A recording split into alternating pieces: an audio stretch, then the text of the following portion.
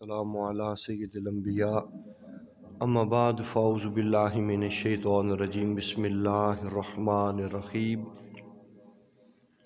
ورفعناہ مقانا علیہ صدق اللہ مولانا العظیم وصدق رسولہ النبی الکریم ان اللہ وملائکتہ یصلون علی النبی یا ایہا الذین آمنوا صلوا علیہ وسلموا تسلیما اللہم صلی علی سیدنا و اصحاب سیدنا و ازواج سیدنا و مولانا محمد وبارک وسلم وصلی علیہ الصلاۃ والسلام علیک یا سیدی یا رسول اللہ الصلاۃ والسلام علیک یا سیدی یا حبیب اللہ الصلاۃ والسلام علیک یا سیدی یا رحمت للعالمین وعلی آلک و اصحابک یا سیدی یا خاتم النبیین۔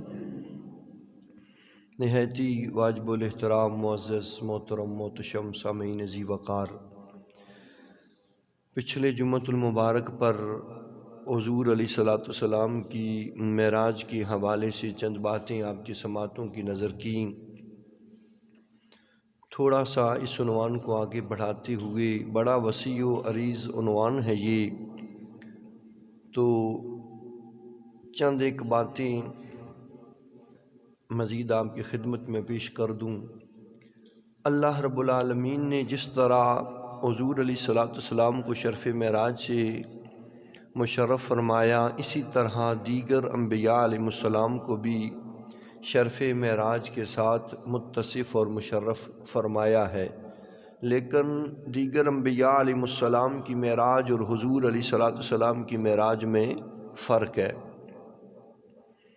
کتب تفاسیر کے اندر آتا ہے کہ حضرت ادریس علیہ السلام نے بھی اللہ رب العالمین کی بارگاہ میں معراج کے شرف سے متصف ہونے کی درخواست پیش کی تھی، تو حضور علیہ السلام کو اللہ نے جبریل امین کے ساتھ فرشتوں کی ایک بارات بھیج کر خود بلوایا تھا، اور انبیاء اللہ کریم کی بارگاہ میں عرض کرتے رہے، گزارش کرتے رہے، تو اس کا ذکر قرآن میں ہے وَرَفَعْنَاهُ مَقَانًا عَلِيًّا، پھر ہم نے ادریس علیہ السلام کو اونچے مقام کی طرف اٹھایا۔ تو کتب تفاسیر میں ہے کہ حضرت ادریس علیہ السلام نے اللہ کریم جل وعلا کی بارگاہ کے اندر سیر سماوات کی درخواست پیش کی، جو بارگاہ الوہیت کے اندر مقبول ہوئی۔ اللہ رب العالمین کے حکم کے مطابق پھر حضرت ادریس علیہ السلام کو فرشتوں نے جنت اور جہنم کا مشاہدہ کروایا، عجائبات قدرت آپ نے دیکھے۔ جب جنت کے اندر آپ داخل ہوئے، جنت کے محلات و باغات کو دیکھا، جنت کے رضوان و غلمان کو دیکھا، جنت کے حور و قصور ملاحظہ کیے، جنت کے درجات، طبقات، میوہ جات، ثمرات کے علاوہ زینت و نزہت، ندرت و قدرت، کوثر و سلسبیل، تسنیم و زنجیل کی بہاریں دیکھیں، طبیعت مچل گئی اور واپس زمین پر آنے کا ارادہ ملتوی کر دیا، وہیں محو ہو کے رہ گئے اور واپسی کا ارادہ ملتوی کر دیا۔ جب فرشتوں نے آپ کی خدمت میں گزارش کی جناب واپس چلیں، تو فرمایا اللہ کا قرآن کہتا ہے وَهُم مِّنْهَا بِمُخْرَجِينَ، اللہ کا وعدہ ہے کہ جو جنت میں داخل ہو جائے اسے پھر نکالا نہیں جائے گا، تو اس لیے اے فرشتو اب میں واپس نہیں جاؤں گا۔ تو اللہ رب العالمین نے فرمایا کہ اے ملائکہ اب چھوڑ دو انہیں۔ ادریس علیہ السلام جنت میں ہی ٹھہرے رہے، لیکن ہمارے کریم آقا علیہ السلام کی معراج کا عالم کیا ہے؟ آقا علیہ السلام نے سیر سماوات کی، زمین و آسمان کو دیکھا، عرش و کرسی کو دیکھا، لوح و قلم کو دیکھا، اور اس کے بعد جمال فطرت کو دیکھا، جلال قدرت کو دیکھا، جلوہ ہائے اسماء و صفات کو دیکھا۔ یہاں تک نہیں بلکہ رحمان و رحیم اللہ رب العالمین کی ذات کو بھی دیکھا۔ اس کے باوجود کریم آقا علیہ الصلوۃ والسلام کا مطالبہ ہے واپس زمین پر آنے کا۔ آقا علیہ الصلوۃ والسلام اگر چاہتے تو لامکان کی خلوتوں میں محو ہو کے وہیں رہ جاتے، لیکن آقا علیہ الصلوۃ والسلام کو اپنی امت کی یاد ستا رہی ہے۔ حضور جان رحمت واپس اپنی امت کے پاس آنا پسند فرما رہے ہیں، تو پھر ہمیں بھی اس مقام پہ غور کرنی چاہیے۔ ہماری خاطر ہمارے کریم آقا رؤوف الرحیم نبی حضور نبی رحمت صلی اللہ علیہ وآلہ وسلم لامکان کی خلوتوں اور جلوتوں کو چھوڑ کے ہمارے لیے ہمارے پاس آ گئے، اور ہم اپنے نبی سے کتنی وفا اور کتنا پیار کر رہے ہیں۔ حضور کو اپنی امت کی یاد ستا رہی تھی تو واپس آ گئے۔ ہمیں اپنے نبی سے محبت کتنی ہے، ہمیں اپنے نبی سے پیار کتنا ہے، ہمیں اپنے نبی کی یاد کتنی آتی ہے۔ امام الانبیاء کے غلاموں، یہ مقام فکر بھی ہے کہ آقا علیہ الصلوۃ والسلام آپ نے تو یاروں میں تھے یا غاروں میں تھے، خلوتوں میں تھے یا جلوتوں میں تھے، ہر لحظہ ہر لمحہ اپنی امت کو یاد رکھا، لیکن آج امتی اپنی غفلتوں اور اپنی سستیوں میں اس قدر مصروف ہو چکا ہے کہ نبی پاک کی بارگاہ کے اندر تھوڑا سا وقت دینے کے لیے بھی نہیں ہے، تھوڑا وقت دینے کے لیے بھی ہمارے پاس نہیں ہے۔ پیسہ تو بڑے دور کی بات ہے، نبی پاک سے کس قدر ہم وفا کر رہے ہیں اور کس قدر ہماری تابعداری ہے۔ جنہوں نے حضور سے وفاداریاں کی ہیں، آقا کے تابعدار بنے ہیں، وہ دنیا کے اندر ممتاز ہو چکے ہیں۔ تو اس لیے ضرورت ہے اس امر کی۔ ہماری یہ زندگی اور ہمیں زندگی میں ملنے والی تمام تر سہولیات، سب کچھ جو ہمیں ملا ہے یہ حضور کے صدقے اور واسطے سے ملا ہے۔ تو یہ زندگی جو حضور کی مرہون منت ہے، جو حضور کی ذات کے صدقے اللہ نے ہمیں عطا فرمائی ہے، اس زندگی کے اندر اگر ہم حضور سے پیار نہیں کر پائے، اس زندگی کے اندر اگر ہم حضور کے تابعدار اور وفادار نہیں بن سکے تو پھر اس جینے کا مزہ ہی کیا ہے۔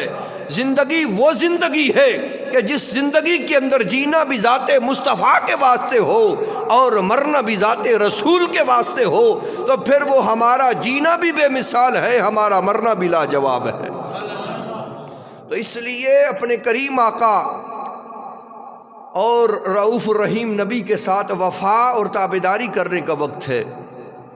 حضور علیہ الصلوۃ والسلام چاہتے تو پھر لامکان کی خلوتوں میں محو ہو کے وہیں رہ جاتے، لیکن حضور نے اپنے غلاموں کے پاس آنا پسند کیا۔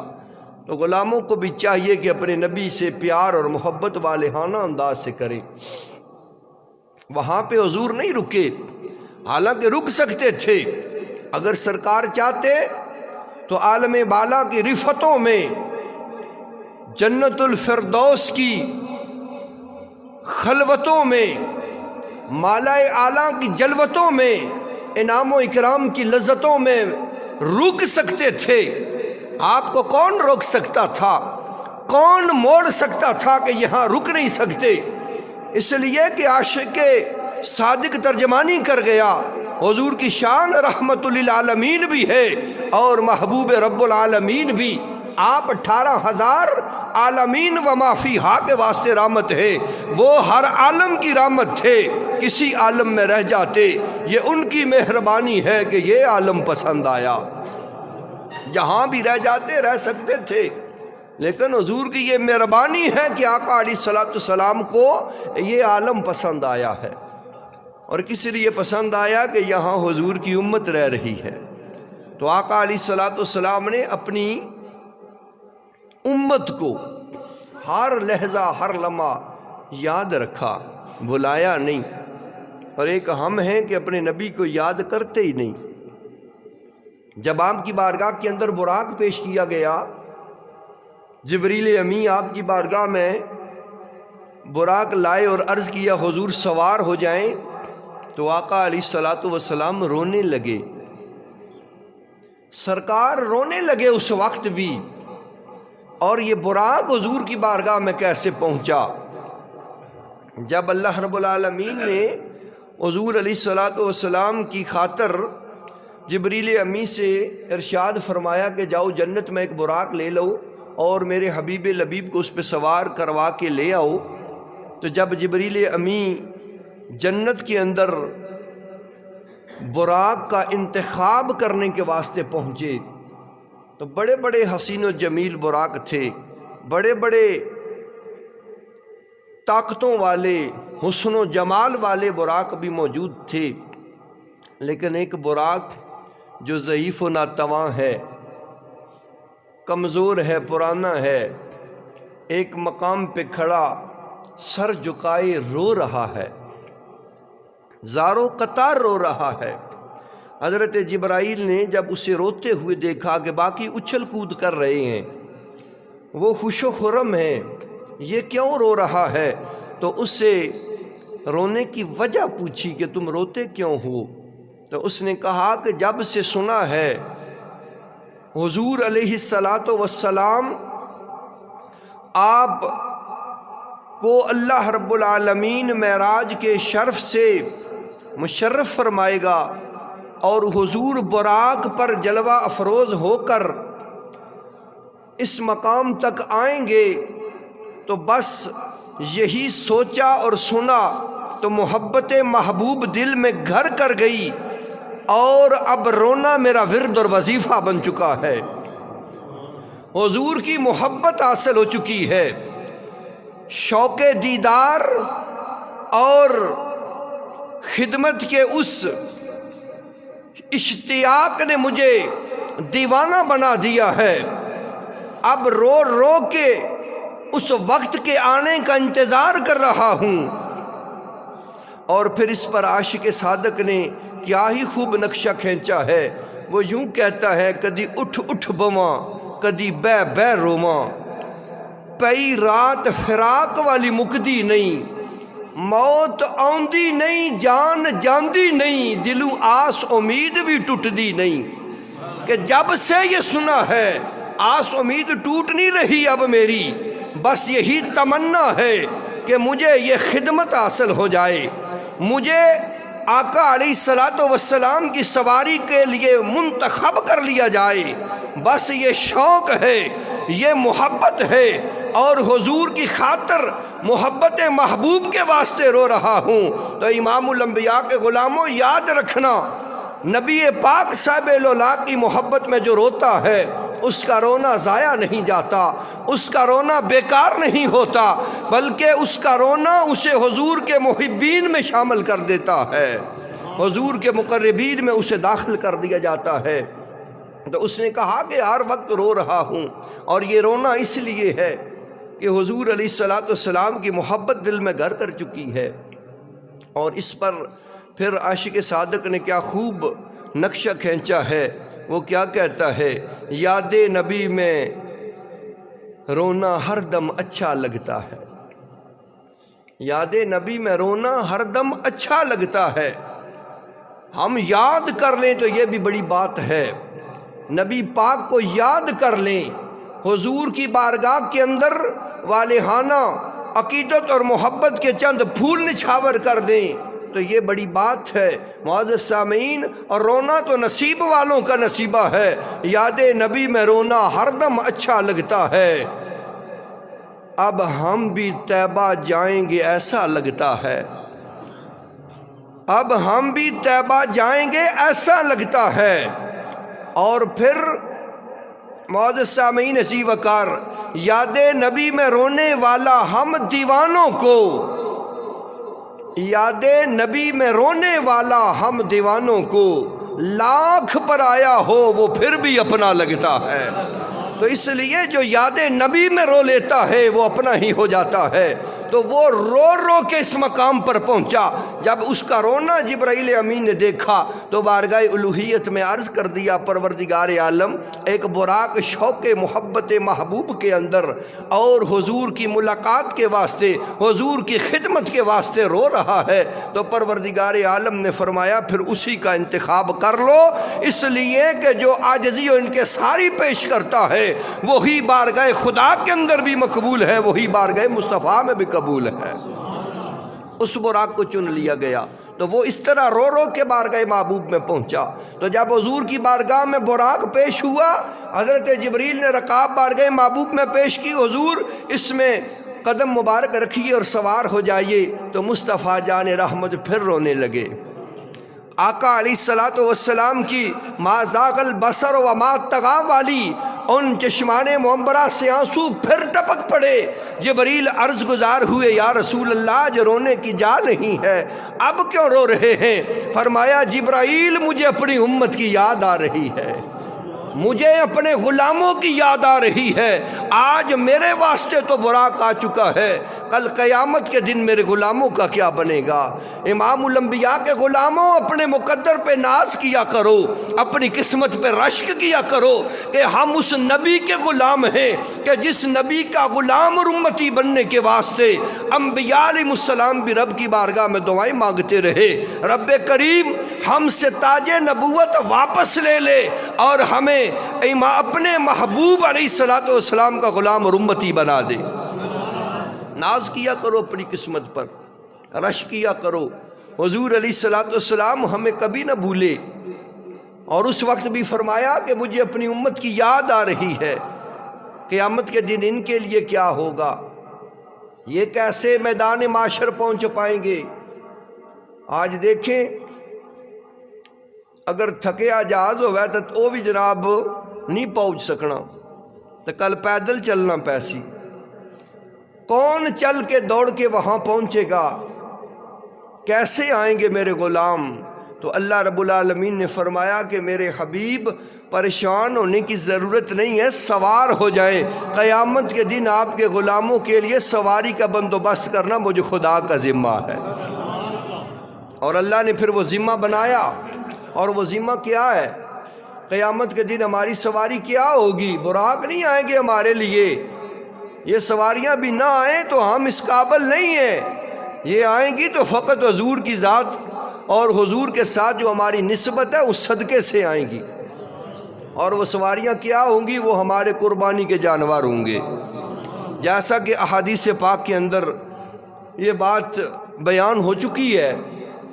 میں نے آپ کی خدمت میں یہ بات کئی مرتبہ بیان کی بھی ہے کہ قربانی کے جانور قیامت کے دن ہماری سواریاں بنے گے، جیسا حضور علیہ السلام نے فرمایا۔ اسی لیے فرمایا کہ قربانی کا جو جانور ہو وہ اچھا تگڑا لیا کرو، فربا ہونا چاہیے، خوبصورت ہونا چاہیے، تگڑا ہونا چاہیے، کیونکہ کل قیامت کے دن وہ تمہاری سواری بنے گا۔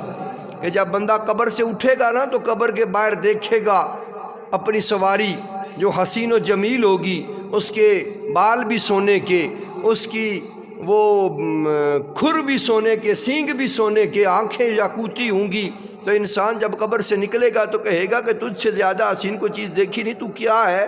وہ کہے گا میری پیٹھ پہ سوار ہو جا، میں تیرا قربانی کا جانور ہوں، تیری قربانی ہوں جو دنیا میں تو اللہ کی رضا کی خاطر کرتا رہا۔ تو جب بندہ اس پہ سوار ہوگا تو پھر وہ میدان معاشر میں اسے لے کے چلا جائے گا۔ تو یہ جو عزت ملے گی، یہ جو مقام حاصل ہوگا، یہ عزت و افضائی کس وجہ سے ہے؟ حضور علیہ السلام کی نسبت اور غلامی کی وجہ سے ہے، اور حضور کی دعاؤں کا صلہ ہے کہ آقا علیہ السلام نے کبھی بھی ہمیں فراموش نہیں کیا، کبھی بھی ہمیں بھلایا نہیں ہے، اپنی دعاؤں میں یاد رکھا ہے۔ ہر لحظہ ہر لمحہ ہمارے لیے حضور جان رحمت صلی اللہ علیہ وآلہ وسلم اللہ رب العالمین کی بارگاہ کے اندر دعائیں مانگتے رہے، ہمارے لیے سہولتیں اور بخششیں مانگتے رہے، اور یہ جو سواریاں عطا کی جائیں گی، یہ جو عزتیں حاصل ہوں گی، یہ حضور علیہ السلام کی دعاؤں کا صدقہ اور حضور کی نسبتوں کا صدقہ اللہ ہم پر مہربانی اور کرم نوازیاں فرمائے گا۔ تو اس لیے معزز سامعین عزیز وقار، اس سفر معراج کے اندر جب کہ دیگر انبیاء علیہ السلام کی عزت اور عظمت، شان و شوکت وہ وراء الورا ہے، لیکن وہ کچھ اور ہے، اور حضور علیہ السلام کی عزت اور عظمت وہ کچھ اور ہے۔ حضرت ابراہیم علیہ السلام کو بھی معراج ہوئی، اور ان کی بھی معراج کیا تھی کہ باختلاف روایات کہ آپ کو ایک پتھر پہ کھڑا کیا گیا، حجابات ہٹا دیے گئے، اور ایک روایت کے اندر ہے کہ براق پہ سوار کر کے آسمان دنیا تک آپ کو لے جایا گیا، وہاں سے پھر آپ نے وہ ہر چیز کا مشاہدہ کیا اور دیدار کیا۔ حضرت موسیٰ علیٰ نبینا علیہ الصلوۃ والسلام طور پر گئے، وہ آپ کی معراج تھی۔ جب آپ نے اللہ کریم جل وعلا سے شرف ہم کلامی حاصل کیا تو پھر اللہ رب العالمین کے ساتھ جب کلام کیا تو پھر اس کلام نے آپ کو طالب دیدار بنا دیا۔ یہ ظاہر سی بات ہے، ہماری فطرت میں داخل ہے کہ جب ہم کسی کی آواز سنتے ہیں تو پھر دل میں شوق پیدا ہوتا ہے کہ اس کا دیدار بھی کیا جائے، اس کی زیارت بھی کی جائے کہ یہ بولنے والا کون ہے، کہ جس کی آواز اتنی خوبصورت ہے، وہ سیرت و صورت کے اعتبار سے کتنا عرفہ والا ہوگا۔ تو جب آپ نے آواز سنی، کلام خداوندی کو سنا، تو پھر طالب دیدار ہو گئے۔ اللہ کریم مجھے دیدار عطا کر، رب ارنی۔ تو جواب کیا آیا؟ لن ترانی، آپ نہیں دیکھ سکیں گے۔ تو معزز سامعین عزیز وقار، پھر کیا ہوا؟ پروردگار عالم نے فرمایا ٹھیک ہے، ہم طور پہ اپنی تجلی ڈالیں گے، آپ آئیں، اگر دیکھ سکے تو دیکھ پائیں گے، نہیں تو پھر بات ختم۔ 70 آدمی لے کر آپ آئے۔ پہلے آپ نے لوگوں کا انتخاب کیا، اس انتخاب میں سے 7,700، پھر اس میں سے 70، پھر ویسے اس طرح کر کے بڑا لمبا چوڑا انتخاب کرنے کے بعد 70 آدمی چنے، ان کو ساتھ لے کر آئے۔ جب طور پہ کھڑے ہوئے، اللہ کریم جل وعلا نے اپنی تجلی ڈالی تو طور کیا ہوا؟ پاش پاش ہو گیا۔ وہ 70 کے 70 آدمی مر گئے۔ حضرت موسیٰ علیٰ نبینا علیہ الصلوۃ والسلام بے ہوش ہو گئے۔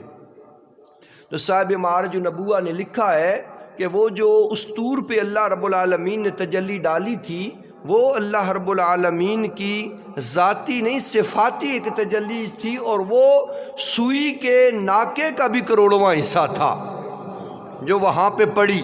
تو اس کے بعد کیا ہوا؟ حضرت موسیٰ علیٰ نبینا علیہ الصلوۃ والسلام آپ اپنے چہرے پر نقاب ڈالے رکھتے تھے، بنا حجاب آپ کو جو بھی دیکھتا اس کی نظر ہی چلی جاتی تھی، دیکھ نہیں پاتا تھا، اس لیے کہ آپ کے چہرے پر وہ تجلیات طور کے جلوے موجزن رہتے تھے۔ تو آپ نقاب ڈالے رکھتے، اور اس تجلی کو دیکھنے کے بعد